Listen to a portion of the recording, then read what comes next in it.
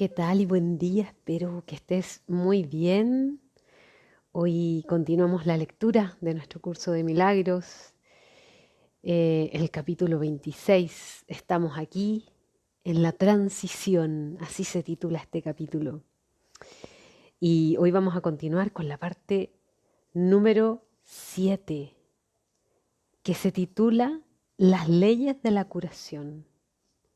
Esta es una parte que se extiende bastante, así que vamos a tratar de tomar atención porque me parece que aquí hay como claves, bastantes claves. Pero como sabemos, este libro tiene mucha palabra y explica las cosas de tal y diferentes maneras que a veces tendemos a confundirnos. Así que es como disponer la mente clara, solo a escuchar, sin procesar con la mente. Y, y esta parte número 7, las leyes de la curación, parte así. Dice, este es un curso de milagros. Como tal, las leyes de la curación deben entenderse antes de que se pueda alcanzar el propósito del curso. Repasemos los principios que hemos estudiado y organicémoslos a modo de resumen de lo que debe ocurrir para que sea posible la curación. Pues una vez que es posible, no puede sino tener lugar. Toda enfermedad tiene su origen en la separación. Cuando se niega la separación, la enfermedad desaparece, pues desaparece tan pronto como la idea que la produjo es sanada y reemplazada por la cordura. El pecado y la enfermedad se les considera causa y consecuencia respectivamente, en una relación que se mantiene oculta de la conciencia a fin de mantenerla excluida de la luz de la razón. La culpabilidad clama por castigo y si le concede su petición, no en realidad, sino en el mundo de las ilusiones y sombras que se erige sobre el pecado. El Hijo de Dios percibió lo que quería ver porque la percepción de un deseo colmado. La percepción cambia, pues fue concebida para sustituir el conocimiento inmutable. Mas la verdad no ha cambiado. La verdad no se puede percibir sino solo conocerse. Lo percibido adopta muchas formas, pues ninguna de ellas significa nada. Si se lleva ante la verdad, su falta de sentido resulta muy evidente. Pero si se mantiene oculto a la verdad, parece tener sentido y ser real. Las leyes de la percepción son lo opuesto a la verdad y lo que es cierto con respecto al conocimiento no lo es con respecto a nada que se encuentre aparte de él. Aún así, Dios ha dado su respuesta al mundo de la enfermedad, la cual es aplicable por igual a cualquier clase de enfermedad. Aunque la respuesta de Dios es eterna, opera en el tiempo, pues ahí es donde se necesita. Pero como procede de Dios, las leyes del tiempo no afectan su eficacia. La respuesta de Dios se encuentra en este mundo, pero no forma parte de él. Es real y mora donde la realidad no puede sino estar. Las ideas no abandonan su fuente y sus efectos solo dan la impresión de estar separado de ellas. Las ideas pertenecen al ámbito de la mente. Lo que se proyecta y parece ser externo a la mente no se encuentra fuera en absoluto, sino que es un efecto de lo que está dentro y no ha abandonado su fuente. La respuesta de Dios está allí, donde se encuentra la creencia en el pecado, pues sólo allí se pueden cancelar sus efectos completamente y dejárseles sin causa. Las leyes de la percepción tienen que ser invertidas, pues son una inversión de las leyes de la verdad.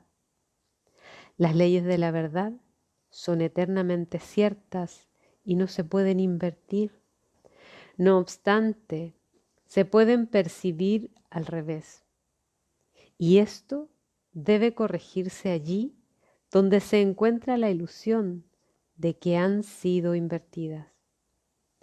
Es imposible que una ilusión sea menos receptiva a la verdad que las demás, pero es posible que a algunas se les otorgue más valor y que haya más renuncia a entregárselas a la verdad a fin de recibir ayuda y curación. Ninguna ilusión tiene un solo ápice de verdad en ella. Sin embargo, parece que algunas son más verdaderas que otras, aunque es claro que eso no tiene ningún sentido. Lo único que una jerarquía de ilusiones puede mostrar son preferencias, no la realidad. ¿Qué tienen que ver las preferencias con la verdad? Las ilusiones son ilusiones y son falsas. Tus preferencias no le otorgan realidad. Ninguna de ellas es verdad desde ningún punto de vista, y todas cederán con igual facilidad ante la respuesta que Dios dio a todas ellas. La voluntad de Dios es una, y cualquier deseo que parezca ir en contra de su voluntad no tiene fundamento alguno en la verdad. El pecado no es ni siquiera un error, pues va más allá de lo que se puede corregir al ámbito de lo imposible. Pero la creencia de que es real ha hecho que algunos errores parezcan estar por siempre más allá de toda esperanza de curación y ser la eterna justificación del infierno. Si esto fuese cierto, lo opuesto al cielo se opondría a él y sería tan real como él. Y así la voluntad de Dios estaría dividida en dos, y toda la creación sujeta a las leyes de dos poderes contrarios, hasta que Dios llegase al límite de su paciencia, dividiese el mundo en dos y se pusiese a sí mismo a cargo del ataque. De este modo él habría perdido el juicio al proclamar que el pecado ha usurpado su realidad y ha hecho que su amor se rinda finalmente a los pies de la venganza. Ante una imagen tan demente, solo se puede esperar una defensa igualmente demente, pero ésta no puede establecer que la imagen sea verdad. Nada puede hacer que lo que no tiene sentido lo tenga, y la verdad no necesita defensas para ser verdad. Las ilusiones no tienen ni testigos ni efectos. El que las contempla no hace sino engañarse a sí mismo. Perdonar es la única función que se puede tener aquí, y su propósito es llevarle la dicha que este mundo niega a cada aspecto del Hijo de Dios allí donde parecía reinar el pecado. Tal vez no comprendas el papel que juega el perdón en el proceso de poner fin a la muerte y a todas las creencias que surgen de las brumas de la culpabilidad. Los pecados son creencias que tú interpones entre tu hermano y tú. Los pecados hacen que estés limitado al tiempo y al espacio y te conceden un pequeño lugar a ti y al otro a él. En tu percepción, esta separación está simbolizada por el cuerpo, que claramente está separado y es algo aparte. Lo que este símbolo representa, no obstante, es tu deseo de estar aparte y separado. El perdón elimina lo que se interpone entre tu hermano y tú.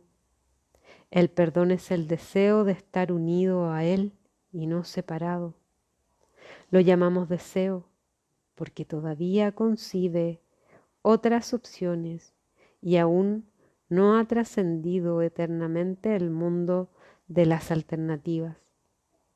Aún así, está en armonía con el estado celestial y no se opone a la voluntad de Dios. Y aunque no llega a darle toda tu herencia, elimina los obstáculos que has interpuesto entre el cielo, donde te encuentras, y el reconocimiento de dónde estás y de lo que eres. Los hechos no cambian, sin embargo, se pueden negar y así desconocerse, si bien se conocían antes de que fueran negados. La salvación perfecta e íntegra solo pide que desees, aunque sea mínimamente, que la verdad sea verdad, que estés dispuesto, aunque no sea del todo, a pasar por alto lo que no existe y que abrigues un leve anhelo por el cielo como lo que prefieres en este mundo donde la muerte y la desolación parecen reinar. Y la creación se alzará dentro de ti en jubilosa respuesta para reemplazar el mundo que ves por el cielo, el cual es completamente perfecto e íntegro, que es el perdón sino estar dispuesto a que la verdad sea verdad. ¿Qué puede permanecer enfermo y separado de la unidad que encierra dentro de sí todas las cosas? El pecado no existe y cualquier milagro es posible en el instante en el que el Hijo de Dios percibe que sus deseos y la voluntad de Dios son uno. ¿Qué dispone la voluntad de Dios? Dispone que su Hijo lo tenga todo, y Él garantizó esto cuando lo creó para que fuese todo. Es imposible perder nada si lo que tienes es lo que eres. Este es el milagro mediante el cual la creación se convirtió en tu función, la cual compartes con Dios. Esto no se entiende estando separado de Él y por lo tanto no tiene sentido en este mundo. Aquí el Hijo de Dios no pide mucho sino demasiado poco, pues está dispuesto a sacrificar la identidad que comparte con todo a cambio de su propio miserable tesoro. Mas no puede hacer esto sin experimentar una sensación de desolación, de pérdida y de soledad. Este es el tesoro tras el que ha ido en pos y solo puede tener miedo de ello. ¿Es acaso el miedo un tesoro? ¿Puede ser la incertidumbre tu deseo? ¿O es simplemente que te has equivocado con respecto a lo que es tu voluntad y a lo que realmente eres? Examinemos en qué consiste el error a fin de que pueda ser corregido, no encubierto. El pecado es la creencia de que al ataque se puede proyectar fuera de la mente en la que se originó la creencia. Aquí, la firme convicción de que las ideas pueden abandonar su fuente se vuelve real y significativa. Y de este error surge el mundo del pecado y del sacrificio. Este mundo es un intento de probar tu inocencia y al mismo tiempo de atribuirle valor al ataque. Su fallo estriba en que sigues sintiéndote culpable, aunque no entiendas por qué. Los efectos se ven como algo aparte de su fuente y no parece que puedas controlarlos o impedir que se produzcan. Y lo que de esta manera se mantiene aparte jamás se puede unir. Causa y efecto no son dos cosas separadas, sino una sola. Dios dispone que aprendas lo que siempre ha sido verdad, que Él te creó como parte de sí mismo y que esto no puede sino seguir siendo verdad porque las ideas no abandonan su fuente. Esta es la ley de la creación, que cada idea que la mente conciba solo sirva para aumentar su abundancia y nunca para disminuirla. Esto es tan cierto con respecto a lo que se desea vanamente como con respecto a lo que la voluntad dispone verdaderamente, ya que la mente puede desear ser engañada, pero no puede hacer de sí misma lo que no es. Y creer que las ideas pueden abandonar su fuente es tratar inútilmente de hacer que las ilusiones sean verdad, pues nunca será posible engañar al Hijo de Dios. El milagro es posible cuando causa y consecuencia se traen frente a frente, no cuando se mantienen aparte. Curar un efecto y no su causa tan solo puede hacer que el efecto cambie de forma. Y esto no es liberación. El Hijo de Dios jamás se podrá contentar con nada que no sea la completa salvación y escape de la culpabilidad, pues de otro modo seguirá exigiéndose a sí mismo alguna clase de sacrificio, negando así que todo es suyo y que no es susceptible de sufrir ninguna clase de pérdida. Los efectos que produce un pequeño sacrificio son iguales a los que produce toda la idea de sacrificio en sí. Si cualquier clase de pérdida fuese posible, entonces el Hijo de Dios no sería pleno ni podría ser quien es. No podría tampoco conocerse a sí mismo ni reconocer su voluntad. Habría abjurado de su Padre y de sí mismo, haciendo de ambos sus enemigos acérrimos. Las ilusiones apoyan el propósito para el que fueron concebidas y cualquier significado que parezca tener se deriva de ese propósito. Dios dio a todas las ilusiones que se concibieron, sea cual fuere su forma, otro propósito que justificase un milagro. En cada milagro radica la curación en su totalidad, pues Dios respondió a todas las ilusiones cual una sola. Y lo que es uno para Él no puede sino ser todo lo mismo. Si tú crees que lo que es lo mismo es diferente, no haces sino engañarte a ti mismo.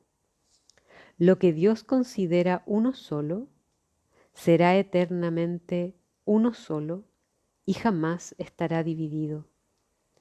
Su reino está unido, así fue creado y así será para siempre. El milagro no hace sino invocar tu nombre ancestral, que reconocerás porque la verdad se encuentra en tu memoria, y ese es el nombre que tu hermano invoca para su liberación y para la tuya. El cielo refulge sobre el Hijo de Dios. No lo niegues para que así puedas ser tú liberado. El Hijo de Dios renace en cada instante hasta que elige no volver a morir. En cada deseo de ataque, elige la muerte en lugar de lo que la voluntad de su Padre dispone para él. Mas cada instante le ofrece vida porque su Padre dispone que él viva. La crucifixión se abandona en la redención porque donde no hay dolor ni sufrimiento no hay necesidad de curación. El perdón es la respuesta a cualquier clase de ataque. De esta manera se cancelan los efectos del ataque y se responde al odio en nombre del amor. Gloria eterna a ti, que se te ha encomendado salvar al Hijo de Dios de la crucifixión, del infierno y de la muerte, pues tienes el poder de salvar al Hijo de Dios porque su Padre así lo dispuso, y en tus manos yace la salvación para ser ofrecida y recibida como una. Usar el poder que Dios te ha dado como Él quiere que se use es algo natural. No es arrogancia ser como Él te creó, ni hacer uso de lo que te dio como respuesta a todos los errores de su Hijo para así liberarlo. Pero sí es arrogancia despreciar el poder que Él te dio y elegir un nimio e insensato deseo en vez de lo que su voluntad dispone. El don que Dios te ha dado es ilimitado. No hay circunstancia en la que no se pueda usar como respuesta ni problema que no se resuelva dentro de su misericordiosa luz. Mora en paz donde Dios quiere que estés y sé el instrumento por el que tu hermano puede hallar la paz en la que tus deseos se ven colmados, unidos para derramar bendiciones sobre el mundo del pecado y de la muerte, pues lo que puede salvar a cualquiera de nosotros puede salvarnos a todos. No hay diferencias entre los hijos de Dios. La unidad que el especialismo niega, los salvará a todos, pues en lo que es uno no hay cabida para el especialismo, y todo les pertenece a todos por igual. Ningún deseo puede interponerse entre un hermano y lo que es semejante a él. Arrebatarle algo a uno de ellos es desposeerlos de todo. Mas bendecir a uno de ellos es bendecirlos a todos, cual uno solo. Tu nombre ancestral es el nombre de todos ellos, tal como el de ellos es el tuyo. Invoca el nombre de tu hermano y Dios te contestará, pues es Él a quien invocas. ¿Podría Él negarse a contestar cuando ya ha contestado a todos los que lo han invocado? A todos los que lo invocan. Un milagro no puede cambiar nada en absoluto, pero puede hacer que lo que siempre ha sido verdad sea reconocido por aquellos que lo deseen y mediante este pequeño regalo de verdad se le permita a lo que siempre ha sido verdad ser lo que es, al Hijo de Dios ser el mismo y a toda la creación ser libre para invocar el nombre de Dios, cual una sola. Así finaliza esta parte número 7. Wow, tenemos muchos tips aquí. Creo que este resumen, entre comillas, es muy claro. Nos habla que el origen de toda enfermedad es la separación. Y cuando hablamos de enfermedad, nosotros siempre imaginamos la enfermedad física, ¿no? Que es una de las tantas formas de enfermedades. Porque ya solo el hecho de creer en ilusiones, para el curso, es la demencia, es la enfermedad de la mente. Creer en ilusiones como creer en que soy especial, eso es una ilusión. Entonces te dice, estás tan enfermo, estás tan demente, que necesitas curación. Y este es el otro término que tenemos que esclarecer.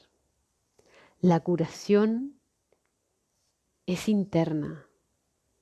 Lo que cura y lo que sana es la mente. De hecho, en el manual de psicoterapia comienza así. Lo único que enferma es la mente, por tanto, lo único que necesita realmente curación es la mente. Pero nosotros siempre pensamos que nos curamos cuando, no sé, una enfermedad desapareció, cuando algo se resuelve en lo externo. Recordemos que el cuerpo es algo totalmente externo. No somos ese cuerpo. El cuerpo solo manifiesta lo que la mente está creyendo. Si cree en la separación, manifestará enfermedad. Si cree en Dios y en el amor, manifestará salud. Sin embargo, muchas veces los milagros, tal y como los conocemos, pareciera como los que hacía Jesús, pero en realidad Él no le daba valor a la curación física externa. Lo que pasaba internamente cuando Él sanaba a alguien era que esa persona restauraba su mente, volvía a la verdad de quién era, volvía a recordar que era el Hijo de Dios y, como dice aquí, volvía a conocer y a llamarse a sí mismo con su nombre ancestral, que no quiere decir que es un nombre. Tu nombre ancestral es el amor, según yo. Un nombre ancestral podría ser el Hijo de Dios. No has tenido otro nombre, no tienes otro padre. En realidad, si lo vemos así, tu árbol genealógico es muy pequeño. Tiene un solo paso. Eres tú y el Padre, Madre y Dios. No hay más en el árbol de la realidad, de la verdad.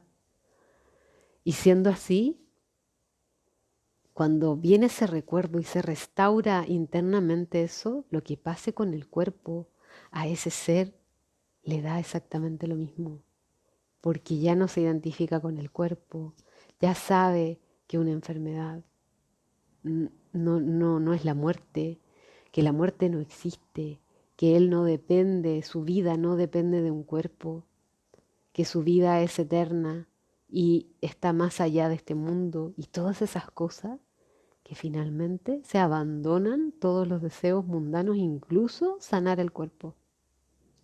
Ya no es algo interesante, ya no es algo a lo que aferrarnos y a lo que le demos valor. Pero eso nos cuesta mucho a quienes todavía no hemos restaurado esa memoria, ese recuerdo, esa conexión con el Padre. Otra cosa que este libro menciona bastante en este capítulo, en esta parte, es la idea de que las ideas no abandonan la fuente. Eso es fundamental. Fundamental. Porque hay una verdad que dice este libro, y te dice, eres mente y solo mente. Y es tu mente la que enfermó. Y no se refiere a la mente de aquí, de este mundo. Se refiere a la mente que el Hijo, que el Padre creó. Y esa mente, energía, conciencia, tiene millones de nombres, pero en este libro se le llama mente. Ya, la mente de Dios con M mayúscula y la mente del Hijo que se distorsionó. Y que ninguna idea abandona su fuente y ninguna deja de ser tal y como su creador. Entonces nosotros somos padres de nuestras propias ideas y Dios es nuestro Padre porque nosotros somos una idea de Dios en la mente de Dios. Esto rompe todos los esquemas y yo sé que es muy difícil de entender porque pareciera que una idea es algo muy insignificante, algo que no tiene ningún valor, porque en este mundo le hemos dado valor a lo que es material, a lo que es sustancioso. Entonces creer eso yo no lo recomiendo porque, inicialmente, si no estamos introducidos en el mundo, contarle esto a alguien, oye, eres una idea de Dios, eres un pensamiento de Dios. Pareciera que no somos nada. Así que eso, guárdenselo en sus corazones y vean en ustedes qué produce esa idea, ese pensamiento y eso que emane de nosotros no se va a alejar de nosotros, nos va a aterrorizar y ese es su efecto, ese pensamiento, ay no, ¿y si Dios me deja de pensar? Un día y a mí me pareció eso, ¿no? Eso no va a ocurrir jamás, porque ninguna idea abandona su fuente y ni desaparece, y las ideas son eternas. Y por eso tenemos que tener también mucho cuidado con nuestras ideas locales de aquí. Son eternas y reverberan por la eternidad. Entonces, esto de tener buenos hábitos de pensamiento, palabra y obra o acción es fundamental en el camino espiritual. No por el buenismo, no porque ser un niño bueno, es porque realmente los efectos de cada idea, pensamiento, palabra y acción, que son productos de un pensamiento, todos ellos son consecuencias, no son en vano y tienen mucho poder y más del poder de que nosotros podemos dimensionar. Así que eso, para hoy lo vamos a dejar aquí y espero que estés muy muy bien. Nos escuchamos la próxima semana. Vamos a continuar este capítulo. Así que te dejo un abrazo grande, grande, grande.